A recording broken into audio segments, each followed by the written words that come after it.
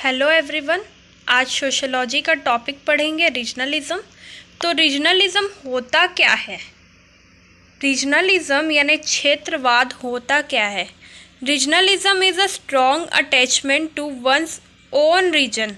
For example, in India people identify themselves based on their states, like a Tamilian, a Bengali, a Bihari, etc., more than the identity of an Indian. क्षेत्रवाद किसी के अपने क्षेत्र के प्रति गहरा लगाव है। एग्जाम्पल देखें तो भारत में लोग एक भारतीय की पहचान से अधिक अपने स्टेट्स जैसे तमिलियन, बंगाली, बिहारी के आधार पर अपनी पहचान बनाते हैं। Second point, the regionalism induced violence disturbs the whole society. People are killed, students cannot attend the schools and colleges, tourism cannot be promoted, etc. Regionalism से प्रेरित हिंसा पूरे समाज को डिस्टर्ब करती है। लोग मारे जाते हैं, स्टूडेंट्स स्कूल और कॉलेज में नहीं जा सकते, टूरिज़्म को बढ़ावा नहीं दिया जा सकता। इससे ह्यूमन रिसोर्सेज के विकास पर असर पड़ता है। गवर्नमेंट को सिचुएशन को कंट्रोल करने के लिए एक्स्ट्रा फोर्सेस तैनात करने की नीड है और इसका सीधा प्रभाव पड़ता है नेशन की इकोनॉमी पर। अब डेफिनेशन देखते हैं। फाउसिट कहते हैं, regionalism is as a policy और a project. Regionalism is basically associated with ideas, identities and ideologies to a regional project. Fawcett कहते हैं रीजनलिज्म एक नीति है, एक पॉलिसी है, एक प्रोजेक्ट के रूप में है। क्षेत्रवाद मूल रूप से एक रीजनल प्रोजेक्ट के विचारों, पहचान और विचारधारा से जुड़ा है। उसके बाद आता है characteristics of regionalism. Regionalism is a customed by economic, social, political and cultural inequality. क्षेत्रवाद आर्थिक, सामाजिक, राजनीतिक और सांस्कृतिक असमानता का आदि है, एक कस्टम्ड है। फिर आता है second point, regionalism sometimes is a psychic phenomenon. अब रीजनलिज्म यानी क्षेत्रवाद कभी कभी एक मानसिक घटना है। Third point, regionalism is developed as an expression of group identity as well as devotion to particular region. regionalism group की पहचान के साथ साथ क्षेत्र के प्रति डिवोशन की एक्सप्रेशन के रूप में डेवलप हुई है। फोर्थ पॉइंट आता है, regionalism assumes the concept of development of one's own region without considering the interest of other regions. Fourth point कहता है रीजनलिज्म अदर रीजन्स के इंटरेस्ट पर विचार किए बिना अपने रीजन के विकास की कॉन्सेप्ट को मानता है। फिफ्थ पॉइंट आता है, क्षेत्रवाद अदर रीजन्स के लोगों को किसी विशेष क्षेत्र से बेनिफिटेड होने से रोकता है। Regionalism proscribes people from other regions. फिर आता है factors responsible for regionalism. First है ज्योग्राफिकल फैक्टर्स. भारत में बहुत ही डाइवर्स ज्योग्राफिकल लैंडमास यानी भूमि है. As a result of geographical differences climate पे भारी वेरिएशंस होते हैं.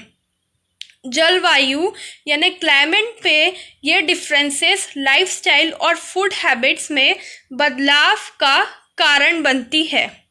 सेकेंड पॉइंट है रिलीजियस फैक्टर. भारत में क्षेत्रवाद का एक रिलीजियस डायमेंशन भी है. आज़ादी से पहले भारत पाकिस्तान के साथ यूनाइटेड था. रिलीजन पर बेस्ड डिफरेंसेस के कारण पाकिस्तान का निर्माण हुआ, क्रिएशन हुआ. Similarly, the violent demand for an independent country of Khalistan in the 1980s was raised by Sikhs. 1980 के टाइम में एक इंडिपेंडेंट कंट्री खालिस्तान की हिंसक मांग सिखों द्वारा उठाई गई थी। अब है third point, economic factors. Economic factors भी क्षेत्रवाद के विकास में कंट्रीब्यूट करते हैं। फॉर एग्जाम्पल देखा जाए तो कुछ राज्य और क्षेत्र जैसे infrastructure, health care, job opportunities जैसे विकास के मामले में बेहतर है। ये इकोनॉमिक फैक्टर्स रीजन्स के बीच इनइक्वालिटी यानी असमानता की प्रॉब्लम्स पैदा करती है। फोर्थ पॉइंट आता है कल्चरल फैक्टर्स। इंडियन पॉपुलेशन की सांस्कृतिक क्षेत्र के अनुसार अलग अलग है, मतलब वेरीज करती है। जब दूसरे कल्चरल ग्रुप का कोई सिटीज़न इन परंपरा का अपमान करता है तो कॉन्फ्लिक्ट होता है, कॉन्फ्लिक्ट अराइज होता है यहाँ पे। फिफ्थ पॉइंट आता है एथनिक फैक्टर्स। भारत में अनेक जातीय डिफरेंसेस हैं। भारत संविधान द्वारा मान्यता प्राप्त लगभग 645 शेड्यूल्ड ट्राइब्स का घर है। इस जातीय मतभेद यानी कि एथनिक डिफरेंसेस, ठीक है, ने पॉलिटिकल ऑटोनॉमी और सिसेशन की डिमांड का बेस बनाया। अब पॉलिटिकल ऑटोनॉमी क्या होता है? एक ग्रुप है या एक टेरिटरी जो सेल्फ गवर्न करता है, किसी गवर्नमेंट के कंट्रोल नहीं है।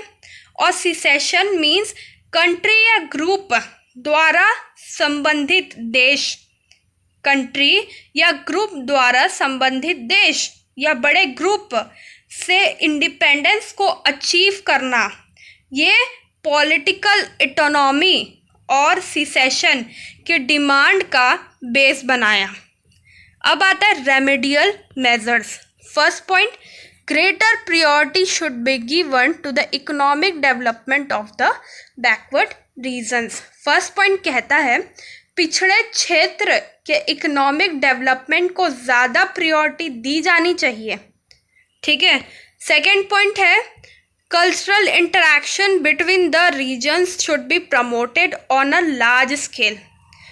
कल्चरल इंटरैक्शन को ज़्यादा से ज़्यादा प्रमोट किया जाना चाहिए। थर्ड पॉइंट है सभी रीजन के लिए नेशनल रिसोर्सेज का डिस्ट्रीब्यूशन किया जाना चाहिए।